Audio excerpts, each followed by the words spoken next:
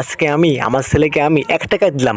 আমার এত ভালো লাগছে কেন, বাহ আমি অনেক খুশি আজকে। 2002 সালে আমরা যেভাবে আসতাম ঈদ নামাজ শেষ করে, এখন আমাকে যাইতে হবে টাকা আনতে। দেখে আব্বাজানের কাছে যাবো, আব্বাজান এই যে আমি, আব্বাজান আব্বাজান টাকা দেন। কি সালাম কর তারপর টাকা দিব। আমি তখন বললাম, আব্বা দেখেন সালাম না করলে কি টাকা পাওয়া যায় না? ও কাহেন না, টাকা পাওয়া যায় না, আগে সালাম কর তারপর টাকা। ঠিক আছে আব্বাজান, আমি সালাম করতেছি, এই যে উম্মা উম্মা উম্মা। ঠিক আছে উম্মা উম্মা।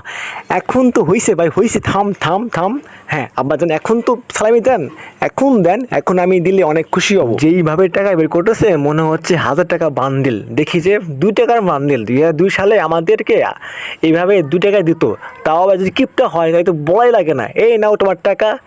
আল্লাহ, চলে আসলো আমার 2 টাকার নোট। আমি এখন এই 2 টাকা দিয়ে এত কিছু কিনবো, যা 2 টাকা শেষ হবে না। যাও বাবা যাও, এখন যাও, ঠিক আছে।